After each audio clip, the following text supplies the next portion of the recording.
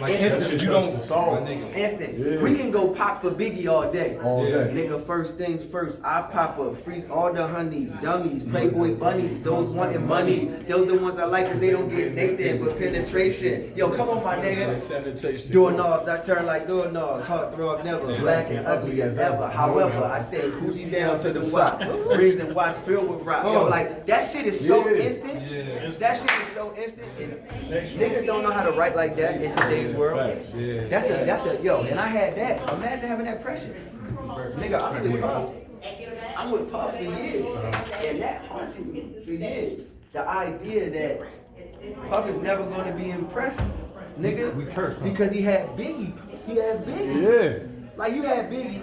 You telling your artist like, nah, that shit dope. But it ain't like when Biggie did it, he was just like, yo, how does this nigga write these verses after verses after verses so memorable? Little kids can say and grown people can, like, how are you doing that? So my question to you would be, are we cursing with the gift that is cursed? Like, is our gift or curse? Yeah. This is but all the curses are gifts. Yeah, so like, it just boomerang. All the curses are gifts. There's a box of niggas who rap too good. I thought that same thing be real, but that saying is super.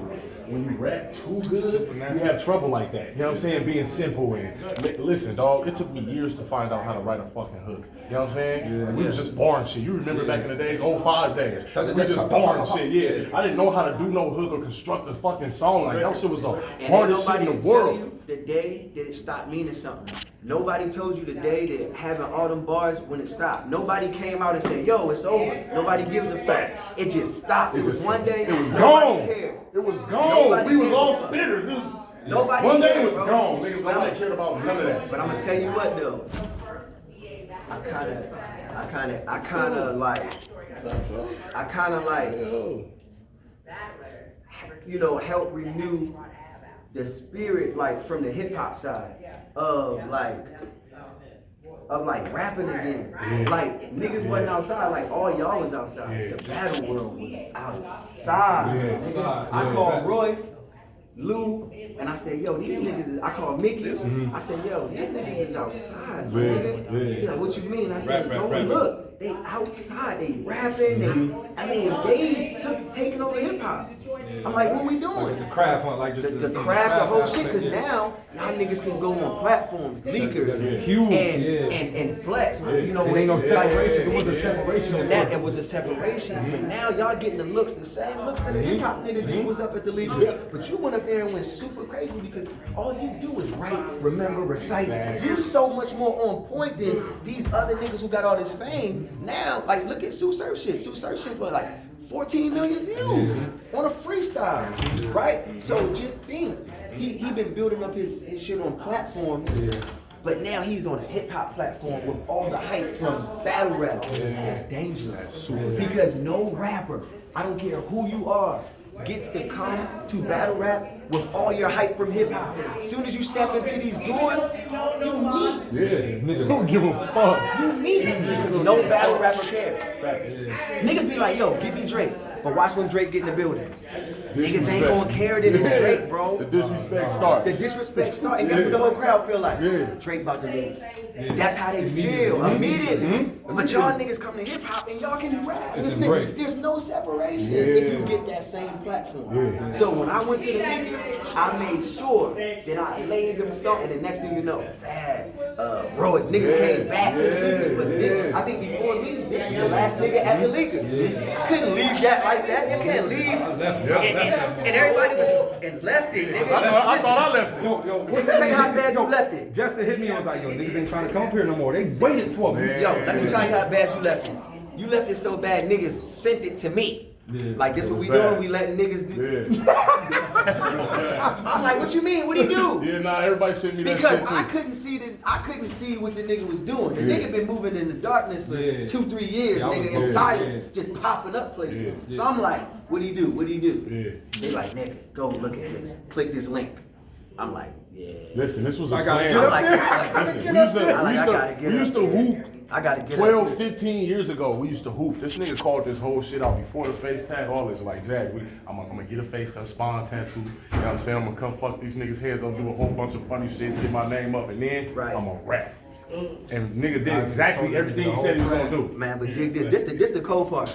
And this why I feel like if I got any edge over Light in his arena, is that I got way more study of him than he got of me. Way more. Facts. Nigga, I actually been studying you from the beginning. Nigga, when you probably even know who I was. I was studying you, watching you when you ain't even play no games with niggas. When it wasn't even a thought in your mind to even play. Like if niggas even say something a little bit out the way, you like, huh, what? Like I seen a hood like come out a little bit like, oh shit, Nah, you be listening, nigga.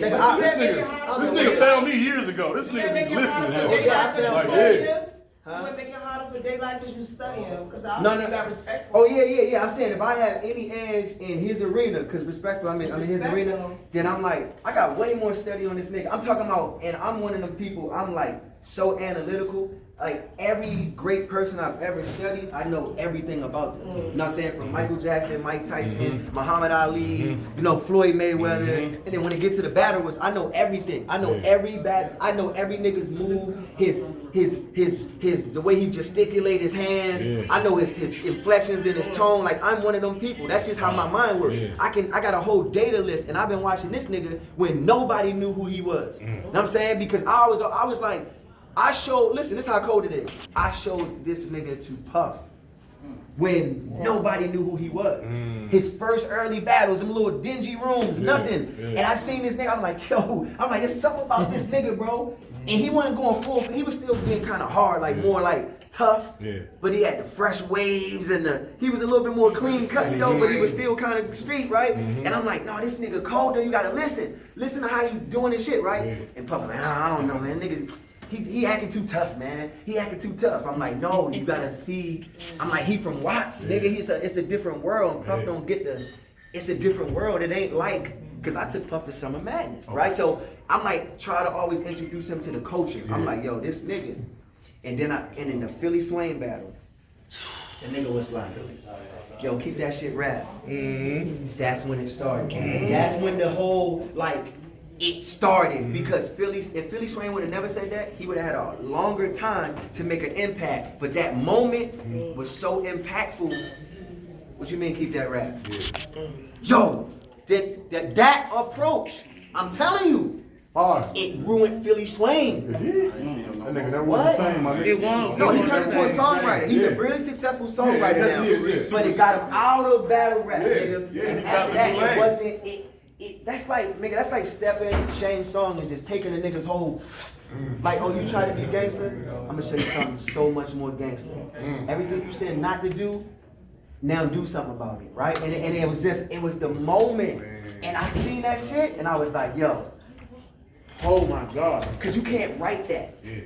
I'm gonna tell you another moment in battle rap that it happened like that. Who was it? What's my nigga name? Midwest Miles. Right? He was battling, was it Shotgun Suge? He was battling another big ass, Suge.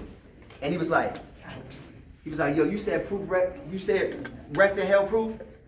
Say that shit again, my nigga. Something, and then Suge was like, huh? And he had pre-wrote the bars that the nigga would say like, huh? That the nigga wouldn't say it again. Like, bro, listen, the way it created a moment in time where it's like, bro, you know how far, and you gotta be so with the shit to like know body language and how a nigga gonna react. Or what if he get tough? What if he say, yo, fuck that nigga? What you gonna do?